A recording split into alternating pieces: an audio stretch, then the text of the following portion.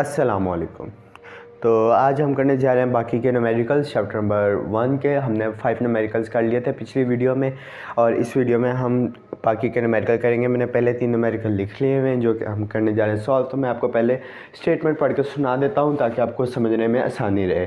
तो numerical number 6 जो है, ठीक है, ये हमारा डायमेंशन से रिलेटेड है जो कि हमारा लास्ट टॉपिक था बुक का, चैप्टर का। तो ये सवाल वो कर रहा है, what are the dimensions and the unit of gravitational constant G in the formula. वो हमसे पूछ रहा है कि हमारे पास जो ग्रेविटेशनल कांस्टेंट है, जो कि हम न्यूटन्स की ग्रेविटेशनल जो वो थी उसकी थ्योरी, उसके अंदर हमने पढ़ा था जो जी ग्रेविटेशनल कांस्टेंट, उसका उसने पूछा है एसआई यूनिट क्या है और उस एसआई यूनिट की या ग्रेविटेशनल कांस्टेंट की डायमेंशंस क्या हैं।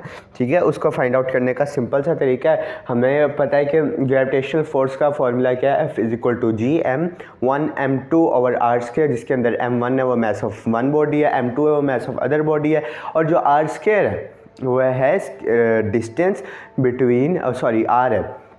आर क्या है हमारे पास, square distance between the centre of both this message. ठीक है, तो यह हमें फार्मूला पहले से पता था। प्रोपोर्शनली कांस्टेंट हमारे पास है ग्रेविटेशनल कांस्टेंट, जिसकी हमने वैल्यू निकालनी है। तो सिंपल इसी को यहाँ पे आर डिवाइड हो रहा है, यहाँ के मल्टीप्लाई हो जाएगा, यहाँ m1 और m2 जो है वो मल्टीप्लाई हो रहे हैं, यहाँ के डिवाइड हो जाएंगे। सिंपल हमारे पास इसका जी का फॉर्मूला आ जाएगा F(r²) over mass multiply by mass. अब इसके अंदर हम अगर इनके यूनिट्स पुट करें तो हमें इसका मिल जाएगा ग्रेविटेशन कांस्टेंट का ऐसा यूनिट, फोर्स का हमारे पास ऐसा यूनिट क्या है, न्यूटन में, उसके साथ मल्टीप्लाई हो रहा है हमारे पास आर स्क्वायर क्या है हमारे पास, लेंथ ही है ना, लेंथ का यूनिट क्या है, मीटर दो दफ़ा मल्टीप्लाई हो रहा है तो ये हो गया न्यूटन मीटर स्क्वायर। और नीचे क्या है हमारे पास, मैस भी दो दफ़ा मल्टीप्लाई हो रहा है तो यहाँ पे हमारे पास आ जाएगा kg²। तो हमारे पास ग्रेविटेशनल कांस्टेंट का SI यूनिट आ गया जो कि है न्यूटन मीटर स्क्वायर kg-2। ये आ गया हमारे पास यूनिट। अब इसकी बारी आई डायमेंशंस की। ठीक है, डायमेंशंस इसका कोई इतनी ज़्यादा मुश्किल नहीं है, देख सकते हैं 2 स्टेप्स में होगी। सबसे पहले न्यूटन की डायमेंशंस क्या है। ठीक है, न्यूटन का आपको पता है फोर्स इक्वल क्या होता है, ma। ठीक है, और a इज इक्वल क्या होता है, v/t, और v इक्वल क्या होता है, d/t। ठीक है, तो d/t की डायमेंशंस क्या होगी, Lt-1, ये चेंज इन वेलोसिटी। ठीक है, a की क्या हो जाएगी, Lt-2। ठीक है, और अब ये आ गई हमारे पास किसकी, एक्सेलरेशन की। और मैस की हमें पता है mf इज इक्वल टू हमारे पास हो जाएगा यानी m और Lt-2, और इन दोनों को मल्टीप्लाई करेंगे तो हमारे पास आंसर आ जाएगा mLt-2। ठीक है, तो इस तरह हमने न्यूटन की यानी फोर्स की डायमेंशंस निकाल लिए। उसके बाद हमने मल्टीप्लाई करना है मैस की, मीटर्स किसका, लेंथ का, तो इसकी डायमेंशन क्या होगी, L, यानी मीटर स्क्वायर है तो इसका क्या हो जाएगा, L²। ठीक है, ये यहाँ आ गया L², और उसके अलावा डिवाइड हो रहा था मैस स्क्वायर से यानी kg पर मीटर स्क्वायर था। ठीक है, तो kg का हमें पता है मैस है और मैस की डायमेंशन क्या है, m, तो हम उसकी जगह लिख देंगे पर m² यानी m-2 पावर में -2। तो इन सबको जब मल्टीप्लाई करेंगे, यहाँ पर L2 था और यहाँ 1 है, L है, दोनों की बेस सेम है, पावर्स ऐड हो जाएंगी तो ये हो जाएगा हमारे पास क्या हो जाएगा, L3। ठीक है, टी के साथ हम कुछ नहीं करेंगे, टी के वैसे ही आ जाएगी क्योंकि और कोई है ही नहीं। जो मैस है m, ठीक है, यहाँ पर पॉजिटिव में था, यहाँ पर नेगेटिव में था, यहाँ -2 जो है वो सिंगल, एक दोनों को प्लस करेंगे यानी m की पावर 1 प्लस -2, तो हमें पता है इसका आंसर क्या आ जाएगा, -1। क्यों, प्लस माइनस माइनस, -2 में से 1 के -1 आंसर। तो ये हमारे पास आ गई ग्रेविटेशनल कांस्टेंट की डायमेंशंस, जो कि था हमारा न्यूमेरिकल नंबर 1.6 जो कि हो चुका है सॉल्व। अब आगे चलते हैं न्यूमेरिकल नंबर 1.7 पे। न्यूमेरिकल नंबर 1.7 है हमारे पास, show that the expression Vf is equal to Vi plus At is dimensionally correct, where Vi is the velocity at t is equal to 0 and Vf is the velocity at t and A is the acceleration। Simple, उससे इतनी लंबी लिखी है थोड़ा सा confuse करने के लिए। सिंपल वो कह रहा है कि हमारे पास ये इक्वेशन है जो कि हमें पता है, फर्स्ट इक्वेशन ऑफ मोशन है न्यूटन की। अब ये कह रहा है कि हमने ये प्रूफ करना है कि डायमेंशनली इक्वल है। ठीक है, हमने ये क्या करना है, प्रूफ करना है। और बाकी उसने लिखा हुआ है कि वी आई क्या है, वी आई है हमारे पास जब टाइम है 0, यानी इनिशियल स्पीड क्या है हमारे पास 0 पे, ठीक है। वी आई जो है इनिशियल वेलोसिटी, वो हमें पता है कि जब टाइम 0 होता है तब हमारी होती है इनिशियल वेलोसिटी, जब टाइम हो जाता है, टाइम टी पास हो जाता है तो जो वेलोसिटी होती है वो होती है फाइनल वेलोसिटी, और ये हमें पता है एक्सेलरेशन है, वही उसने आगे एक्सप्लेन किया हुआ है, वो उसमें कोई कंफ्यूज करने वाली बात नहीं है। प्रूव हमने इसमें इतना ही करना है कि ये दोनों डायमेंशनली इक्वल है, ठीक है। तो इसकी डायमेंशन लिखते हैं, हमें पता है वी एफ और वी आई दोनों क्या है, वेलोसिटीज़ हैं। वेलोसिटी की डायमेंशन क्या होती है, एल टी माइनस 1, हमने लिख दी। एक्सेलरेशन की वेलोसिटी मैंने यहाँ पर फाइंड की है, सॉरी डायमेंशन, वो ये है एल टी माइनस 2, सिंपली हमने इसको लिखा, ठीक है।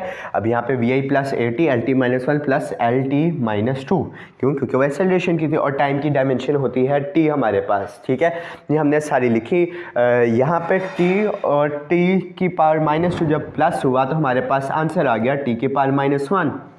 कैसे है, सेम उसी तरह जहाँ से जैसे ये एम आया था, यानी दोनों की बेस सेम है, पावर्स ऐड हुई, टी और 1 प्लस -2, ठीक है।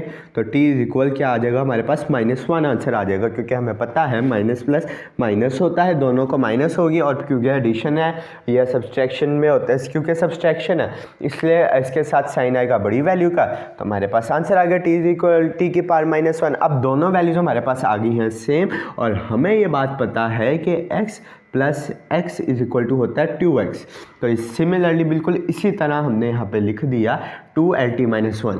अब आप कहेंगे ये तो इक्वल नहीं है, एक तरफ हमारे पास LT-1 है और दूसरी तरफ हमारे पास साथ 2 मल्टीप्लाई हो रहा है, तो उन्होंने हमें सवाल में कहा था दे शुड बी प्रूफ करना, हमने they are dimensionally equal.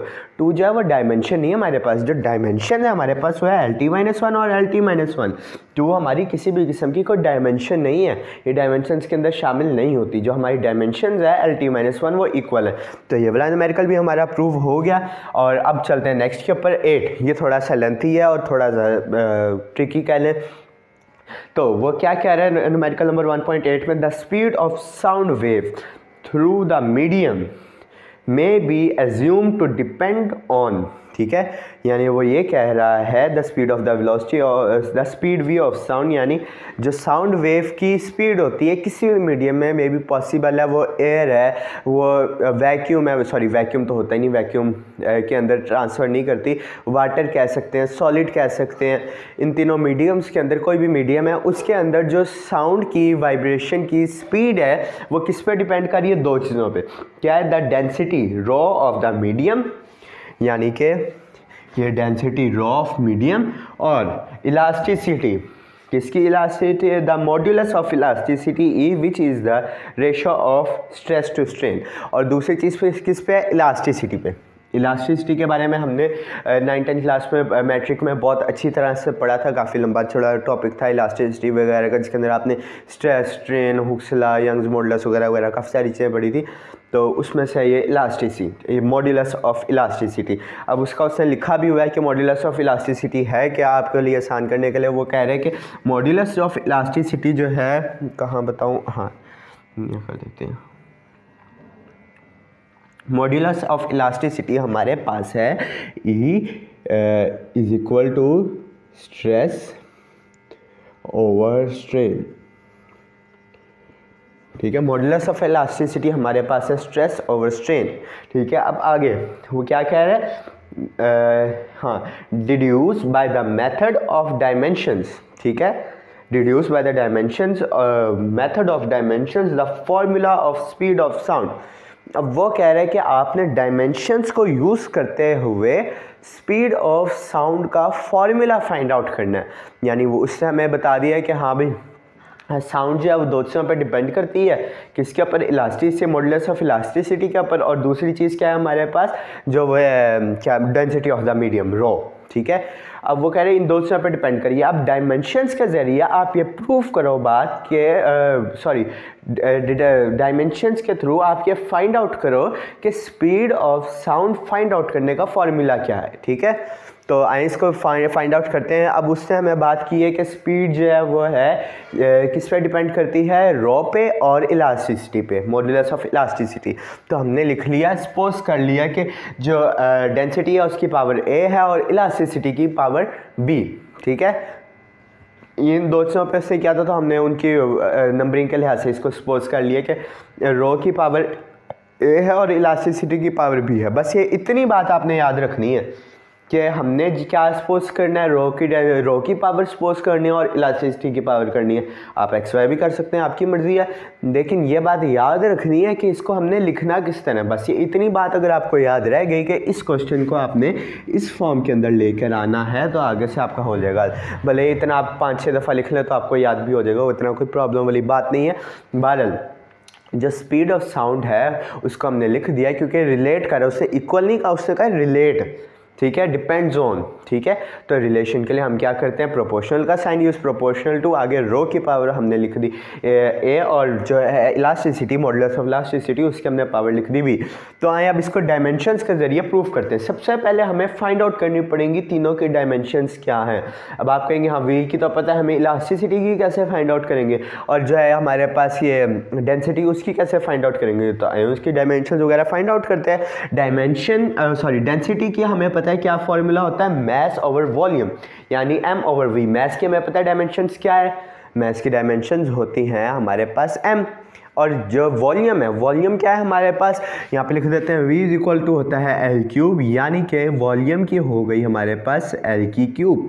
Dimension simple, क्यों, क्योंकि वो 3 लेंथ्स है, तो ये 3 लेंथ्स का क्यूब है, या मल्टीपल है 3 लेंथ्स का, सॉरी, यह लेंथ का क्यूब है अगर स्क्वायर है तो वॉल्यूम की हमारे पास डायमेंशन आ गए क्या, एल क्यूब। तो डेंसिटी की हमारे पास क्या आई डायमेंशन, वो आई हमारे पास ml/3, ठीक है। अब इलास्टिसिटी पे, अब इलास्टिसिटी का हमने डायमेंशंस कैसे फाइंड आउट करनी है। उसने हमें बताया है कि इलास्टिसिटी, सवाल में ही बताया और हमने 9-10 में पढ़ा कि इलास्टिसिटी इज इक्वल है स्ट्रेस ओवर स्ट्रेन के। अब स्ट्रेस का क्या फॉर्मूला होता है और स्ट्रेन का क्या फॉर्मूला होता है, ये हम पहले भी 9-10 क्लास में पढ़ चुके हैं काफ़ी अच्छी तरह। जो स्ट्रेस होता है हमने पढ़ा था वो होता है प्रेशर के इक्वल, यानी कि स्ट्रेस का एरिया, स्ट्रेस होगा प्रेशर के इक्वल, यानी प्रेशर का फॉर्मूला हमारे पास क्या है, फोर्स ओवर एरिया। तो स्ट्रेस का यूनिट क्या होगा, force over area, simple.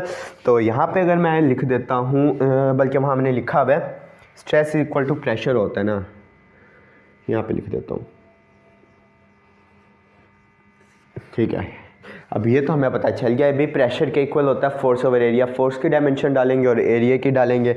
Force की डायमेंशन ये हमने फाइंड कर ली हुई है mlt-2 और एरिया l स्क्वायर है, ठीक है, क्योंकि एरिया 2 लेंथ्स का मल्टीपल है, तो इसकी डायमेंशन हमारे पास आ जाएगी एल स्क्वायर, ठीक है। ये देखें यहाँ पे एल स्क्वायर, अब यहाँ पर स्क्वायर था और ऊपर एक था, तो स्क्वायर और एक एल कट गया, तो हमारे पास बच गया ml-t-2। अब आप कहेंगे स्ट्रेन की वैल्यू कहाँ गई, स्ट्रेन की डायमेंशंस कहाँ है। तो आए मैं आपको बताता हूँ स्ट्रेन की डायमेंशंस मैंने क्यों नहीं लिखी। स्ट्रेन होता क्या है, जगह यहाँ लिख देते हैं स्ट्रेन, ये आपकी बुक के अंदर नहीं लिखा हुआ, इस वाली में पहले आपने पढ़ा था, शायद आपको याद हो, change in length over original length, ठीक है। हमारे पास स्ट्रेन का क्या फॉर्मूला है, change in length over original length, ठीक है। अब ये दोनों क्या है, सेम है, कैसे, डायमेंशन जो ऊपर वाले की क्या आएगी एल, क्योंकि वो मल्टीपल नहीं है, वो एडिशन सब्सट्रैक्शन होगी, original length minus new length क्या होगी, चेंज इन लेंथ। अब वो ऊपर वाला भी क्या आया, मीटर ही आंसर आया उसका भी। नीचे हमारे पास क्या था, मीटर, मीटर मीटर से कट गया, कोई यूनिट नहीं आया। डायमेंशन आप लाते हैं, ऊपर भी एल आएगा नीचे भी एल आएगा, दोनों कट जाएंगे, तो स्ट्रेन का हमारे पास कोई यूनिट नहीं होता, इसलिए मैंने उसकी जगह यहाँ लिख दिया है 1, ठीक है। तो हमारे पास इलास्टिसिटी की डायमेंशन क्या आई, ml-1t²। अब आगे हमारे पास फॉर्मूला क्या था, v is directly proportional to rho की power a multiply by elasticity की पावर b, e की पावर b। अब इसके अंदर हमने वैल्यूज़ को किया पुट, हमारे पास v की वैल्यू क्या थी, LT-1, और उसके बाद हमारे पास जो थी रो उसकी वैल्यूज हमारे पास थी ML⁻3 और इलास्टिसिटी की हमारे पास वैल्यूज थी ML-1t²। ठीक है, अब इन सबको हमने जब मल्टीप्लाई किया तो हमारे पास आंसर आ गया। यहाँ पे हमारे पास पावर्स थी, मैंने पावर्स को डायरेक्ट मल्टीप्लाई करके लिखा है। m के a से मल्टीप्लाई किया, m को a से मल्टीप्लाई किया, m की पावर a आ गया, l की पावर 3 को मल्टीप्लाई किया a के साथ तो l की पावर क्या आ गया 3 है। और सिमिलरली इसी तरह इसके अंदर m को b के साथ किया, m b आ गया, l पावर -1 को किया b के साथ तो l की पावर -b आ गया, और t के स्क्वायर को किया b के साथ तो हमारे पास आ गया t की पावर b। ठीक है, हमारे पास क्या आ गया, t की पावर b, यहाँ पे -7 मिल गया, हाँ t की पावर -2b। तो मैंने गलत बोल दी, वो असल में ऊपर थोड़ा सा मैंने गलत लिख दिया था, t के साथ मिल गया था माइनस, t की पावर क्या आ जाएगी -2b। ठीक है, अब इन दोनों को जब हम मल्टीप्लाई कर देंगे, m और m की बेस सेम है, ये वाली की और ये वाली की, तो हो जाएगा m की पावर a+b, l और l की बेस सेम है तो ये हो जाएगा l की पावर 3a+b, और t की पावर कोई और नहीं है तो ये सिंपल इसी तरह लिखा जाएगा t की पावर -b। अब हमने कैसे फाइंड आउट करना है, अब हमने करना है इसकी जो पावर्स हैं उनको हमने करना है रिलेट, यानी जो सेम बेस हैं उनकी पावर्स को हमने करना है रिलेट। सबसे पहले हम कर लेते हैं t की बेस को रिलेट, तो t दोनों साइड पे हमारे पास, एक साइड पे t की वैल्यू क्या है -1, दूसरी वाली की साइड पे क्या है t की वैल्यू हमारे पास 2b, माइनस माइनस से कट जाएगा, 2b के साथ मल्टीप्लाई हो रहा है, दूसरी साइड पे जाकर डिवाइड हो जाएगा, b की वैल्यू आ गई हमारे पास 1/2 जो कि मैंने यहाँ लिखी भी हुई है। देखें, मैंने पावर को वैल्यूज़ को रिलेट किया, t की पावर है -1 और यहाँ पर है -2b, माइनस माइनस से कट गया, 2 यहाँ पे मल्टीप्लाई हो रहा था यहाँ के डिवाइड हो गया, तो b की हमारे पास वैल्यू आ गई 1/2। ठीक है, अब हमने इस b की वैल्यू को पुट करना है पावर ऑफ m में। ठीक है, पावर ऑफ m में हम इसको अब पुट कर लेते हैं। l को आप कर सकते हैं लेकिन l वाला आपके पास बहुत ज़्यादा लॉन्ग हो जाएगा, तो m का सिंपल सा दूसरी साइड पे कोई चीज़ नहीं है हमारे पास, हमें पता है कि x की पावर 0 क्या होता है 1। ठीक है, और 1 मल्टीप्लाई बाय एनी 1 होता है वही वाली वैल्यू, तो हम यहाँ सपोज कर लेते हैं यहाँ पर m था और यहाँ पर था m की पावर 0, सपोज कर लेते हैं यहाँ पर था m की पावर 0।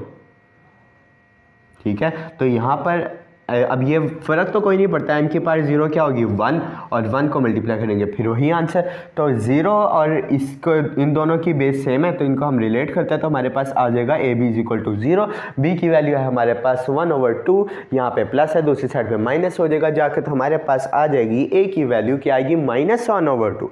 ठीक है, हमारे पास आ गई। अब ये जो a की ये आ गई हमारे पास a की वैल्यू।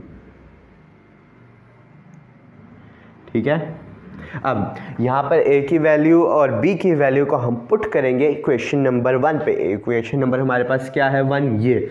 ठीक है, अब प्रोपोर्शनलिटी के साइन की जगह तो सिंपल हमें पता है कांस्टेंट लिखना है। अब a की जो वैल्यू है वो हम डालेंगे और b की वैल्यू डालेंगे, तो रो की वैल्यू हमारे पास आ गई -1/2 क्योंकि रो के ऊपर हमने लिखा था a, और इलास्टिसिटी की वैल्यू हमारे पास आ जाएगी 1/2।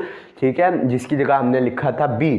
ठीक है, अब 1/2 हमें पता है किसके इक्वल होता है, स्क्वायर रूट के, तो हमने यहाँ स्क्वायर रूट लिख दिया और यहाँ पर ये नेगेटिव में था और नीचे जाके ये हो गया किसमें, पॉजिटिव में, तो सिंपल ये हमारा आंसर आ गया। ठीक है, यानी ये यहाँ पे ऊपर पॉजिटिव था, इसको डिवाइड किया नेगेटिव आ गया, दोनों की पार्ट सेम थी, क्या थी 1/2, जिसकी जगह हमने लिख दिया स्क्वायर रूट, तो ये हो गया हमारा ये वाला न्यूमेरिकल भी सॉल्व। अब हमारे रह गए हैं सिर्फ और सिर्फ 2 न्यूमेरिकल, तो मैं जल्दी से इसको रेस करता हूँ और फिर बाकी 2 न्यूमेरिकल्स भी लिखता हूँ।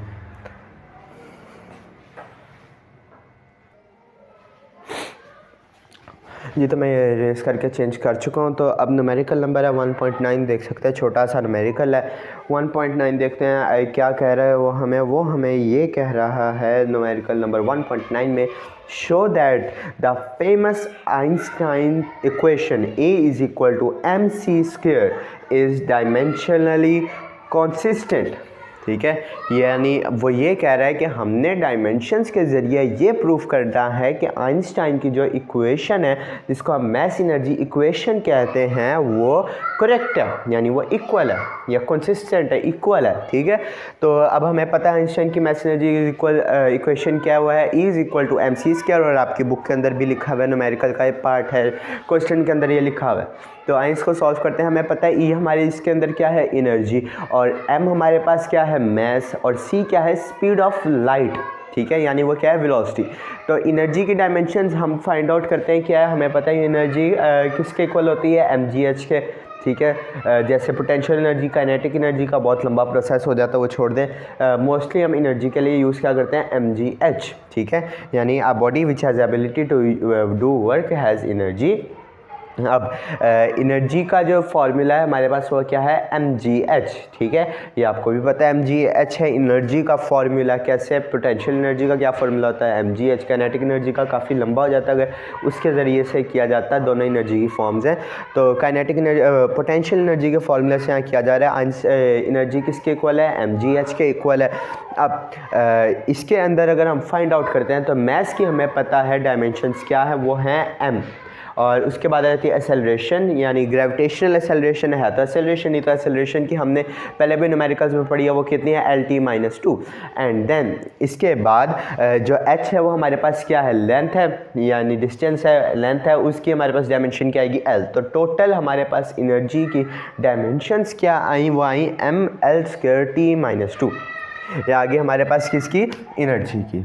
अब हमारे पास mc² के अंदर m हमारे पास है मैस, मैस की डायमेंशन m होती है, c² हमारे पास क्या है, जिसको हम वो है speed of light. Speed of light का डायमेंशन क्या होगी है, तो स्पीड वेलोसिटी है, वेलोसिटी की डायमेंशन क्या होती है, LT-1। LT-1 का स्क्वायर किया तो हमारे पास आंसर आ गया L²T-2। मल्टीप्लाई किया m के साथ, जैसा कि हमारे पास क्वेश्चन में था, तो हमारे पास आंसर आ गया mL²T-2, जो कि हमारी थी एनर्जी की डायमेंशन। तो ये सवाल के लेफ्ट हैंड साइड और राइट हैंड साइड इक्वल आ गया, तो ये सवाल प्रूव्ड हो गया करेक्ट, और ये हो गया हमारा न्यूमेरिकल हल। बस इतना सा न्यूमेरिकल था। अब जो लास्ट न्यूमेरिकल है 1.10, इसकी स्टेटमेंट काफ़ी लंबी सी है, लेकिन ये न्यूमेरिकल बहुत आसान है। हमने जो ये किया इससे पहले 1.8 बिल्कुल उससे काफ़ी मिलता जुलता है, आसान सा न्यूमेरिकल है। वो हमें कह रहे हैं, suppose we are told that the acceleration of a particle moving in a circle. वो हमें कह रहे हैं कि एक पार्टिकल है, ठीक है, जो किस में मूव कर रहा है, सर्कल में। मैं पार्टिकल थोड़ा सा बड़ा कर दूँ, बहुत छोटा है। एक पार्टिकल है, वो किस में मूव कर रहा है, एक सर्कल में, ठीक है, जिसका रेडियस है r। ठीक है, moving with acceleration of radius r with uniform speed v। ठीक है, यानी वो ये तो सिंपल ही है कि उसके जो है वो यूनिफॉर्म स्पीड जो है वो यूनिफॉर्म है। आगे चलते हैं v। ठीक है, जो उसकी स्पीड है v, यानी जिससे वो मूव कर रहा है, फर्ज करें इस साइड पर वो मूव कर रहा है, तो वो v है। ठीक है, उसकी यूनिफॉर्म वेलोसिटी या स्पीड जिसको कहते हैं, वो कितनी है, v। अब वो आगे कहता है is proportional to some power of r। अब बारी आते हैं यहाँ समझने वाली बात। वो उसने कह दिया कि हाँ एक एक्सेलरेशन है पार्टिकल की, ठीक है, इस पार्टिकल की एक एक्सेलरेशन है। ठीक है, वो उस पार्टिकल की वेलोसिटी क्या है, यूनिफॉर्म है, कितनी है, v है, और उस पार्टिकल का रेडियस क्या है, वो एक सर्कल में मूव कर रहा है, r। अब वो कह रहा है उस पार्टिकल की जो एक्सेलरेशन है वो किसके प्रोपोर्शनल है, वो एक्सेलरेशन प्रोपोर्शनल है किसके, सम पावर ऑफ r के, सपोज rn, उन्होंने ऐसी बुक में लिखा हुआ है, और जो v है and some power of v, suppose such as vm। ठीक है, अब जो पहला पार्ट है उसको अगर आप थोड़ा सा स्किप कर दें, नेक्स्ट पार्ट पे आ जाए, तो आपके लिए इजी हो जाएगा कि एक पार्टिकल है जो सर्कल के अंदर मूव कर रहा है, किसके साथ, यूनिफॉर्म स्पीड के साथ, और उस सर्कल का रेडियस है r। उस पार्टिकल की एक्सेलरेशन जो है वो प्रोपोर्शनल है some power of r, suppose rn, and some power of v, suppose vm। ठीक है, अब ये सवाल हमारा हो गया, बन गया। अब इस बात को हमने क्या करना है, इससे हमने निकालनी है n और m की वैल्यूज़। ठीक है, हमें उससे सवाल में कहा है and some power of V से V M the determine the power of are and V. अब हमने आर और वी की क्या वैल्यूज़ निकाल, अब हमने आर और वी एन और एम की वैल्यूज़ निकालनी है, ऐसे ही है। हाँ, determine the powers of are and n, यानी हमने एन और एम की वैल्यूज़ निकालनी है, इसकी और इसकी, एन और एम की। उसने कहा powers of are and v, तो हमने सिंपल एन और एम की क्या निकालनी है, वैल्यूज़। ऐसे ही आना, ऐसे ही है। तो अब आगे चलते हैं। ए इज इक्वल टू प्रोपोर्शनल की जगह हमने लिख दिया कांस्टेंट और आगे फिर वही वैल्यूज़। अब हमने इसके अंदर क्या करने पुट डायमेंशन, एक्सेलरेशन की डायमेंशन हमें पता है क्या है, LT-2। हमने बहुत दफ़ा पढ़ चुके हैं, सारे न्यूमेरिकल्स में पढ़ चुके हैं, बहुत सारे न्यूमेरिकल्स में डायमेंशंस का अगर आपको टॉपिक में कोई डिफ़िकल्टी है तो इसकी लेक्चर है, सेपरेट टॉपिक है डायमेंशन का चैनल के ऊपर। मैं इसका लिंक डाल दूँगा डिस्क्रिप्शन में, चाहे तो आप वो भी देख सकते हैं जाकर अगर समझना चाहें तो एक्सेलरेशन की डायमेंशन है LT-2। और फिर उसके बाद इसकी आ जाते हैं रेडियस। रेडियस हमारे पास क्या है, लेंथ। ठीक है, लेंथ की अब उससे कितनी पावर की थी, आर की पावर क्या है, एन, तो यहाँ पे एल की पावर क्या आ जाएगी, एन, सिंपल। अब उसके बाद आता है वी की हमें पता है क्या है, LT-1 और उसकी पावर थी एम, तो ये आ जाएगा हमारे पास एल की पावर एम और टी की पावर -m। ठीक है, अब दोनों मल्टीप्लाई हो रहे थे तो दोनों को मल्टीप्लाई कर दिया, यानी कि हमारे पास ये आ गया L² एल की power m + n and T की पावर -m। ठीक है, यानी इन दोनों को मल्टीप्लाई करेंगे, इसकी और इसकी बेस सेम है तो दोनों की पार्ट्स ऐड हो जाएंगी, क्या आ जाएगी, एल की पावर n + m और t यहाँ पे कुछ नहीं है, मतलब यहाँ पे है नहीं, एक ही है तो t की पावर -m। ठीक है, ये हमारे पास आ गई किसकी, आर एन और वी एम की वैल्यूज़। और हमें किसके इक्वल था ये, एक्सेलरेशन के, यानी LT की पावर LT-2। ठीक है, अब इसमें से हम सबसे पहले किसको कर लेंगे कंपेयर, t की वैल्यूज़ को, क्योंकि इसके अंदर एक ही है अननोन। ठीक है, तो इसको हम कंपेयर कर लेते हैं। टी की पावर क्या थी हमारे पास, -m और दूसरी साइड पे क्या थी, टी की power -2, -m = -2, simple minus minus से कट गया और m की वैल्यू क्या आ गई हमारे पास 2। अब बारी आई वैल्यू ऑफ n की, तो सिंपल हमने किसकी पावर्स कंपेयर की, l की पावर्स कंपेयर की। एक साइड दूसरी साइड पे l की पावर्स क्या थी हमारे पास 1, यहाँ पे सॉरी यहाँ पे l की पावर है 1 और यहाँ पर है m + n, तो हमने लिखा m + n = 1। अब m जो है हमारे पास, इसकी वैल्यू थी हमारे पास 2, n + 2 = 1 आ गया हमारे पास, 2 प्लस हो रहा है दूसरी साइड पे जाकर माइनस, और माइनस करेंगे तो -1 हमारे पास आंसर आ जाएगा। ये आ गया हमारे पास n की भी वैल्यू। तो ये था आज का लेक्चर और आज हमारा चैप्टर नंबर 1 पूरा कंप्लीट हो गया है। और आपको ये भी समझ आए होंगे। अगर आपको कोई भी क्वेरीज हैं लेक्चर के मुताबिक तो आप कमेंट सेक्शन में मुझे बताएं, ताकि अगर कोई क्वेरीज से मेरा भी कॉन्सेप्ट और ज़्यादा अच्छा क्लियर होगा, आप लोगों का भी अच्छा होगा और हो सकता है हमें कोई नई बात सीखने को मिल सके। तो अगर कोई भी क्वेरीज हैं आपकी तो आप क्वेश्चंस हैं तो आप कमेंट बॉक्स में पूछ सकते हैं। Thank you very much. अल्लाह हाफिज़।